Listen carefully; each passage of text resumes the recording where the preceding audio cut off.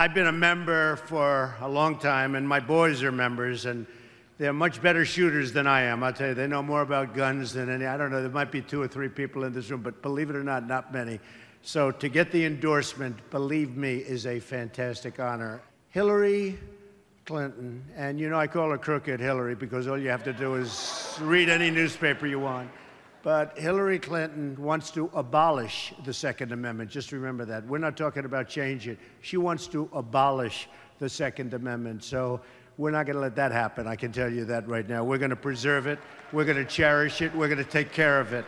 So often we talk about Paris or we talk about San Bernardino, and nobody had guns. You know, Paris is probably in the world the toughest place to have a gun. The toughest. France generally, but Paris in particular.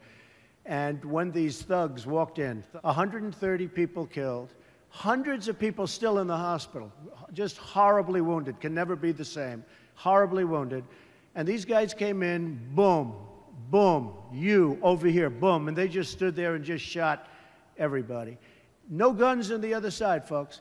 If you would have had guns on the other side, if I took a couple of these folks in here, some especially wearing the red caps, Make America Great Again, I promise there wouldn't have been 130 people killed and hundreds of people lying in the hospital to this day.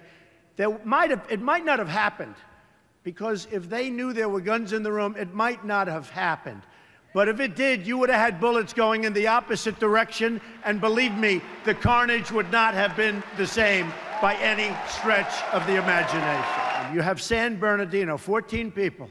They worked with these two. They worked with them. They gave them a baby shower. They had a baby. The people they worked with gave them a baby shower. They walked in, no guns on the other side. They had the guns, and they killed 14 people, many wounded, many in the hospital to this day, but they wounded many. But they killed 14 of their coworkers, and the coworkers thought they were friends. So there's something going on. Now, I tell you again, same story. If we had guns on the other side, it wouldn't have been that way. I would have, boom.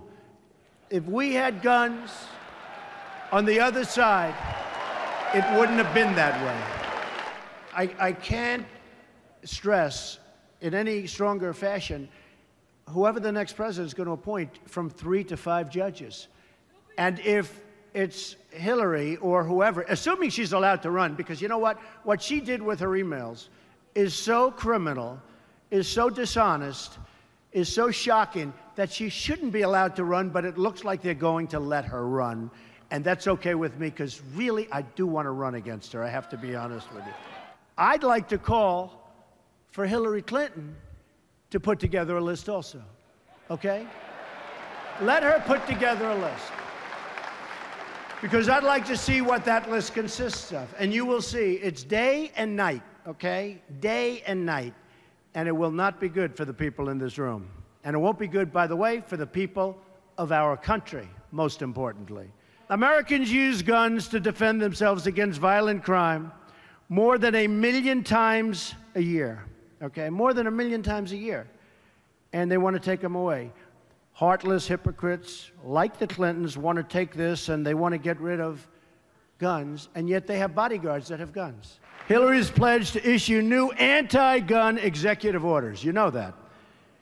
This is the behavior, I mean, you could say, of a dictator. This is the behavior of somebody, frankly, I think, that doesn't know what she's doing. She's not equipped to be president in so many different ways.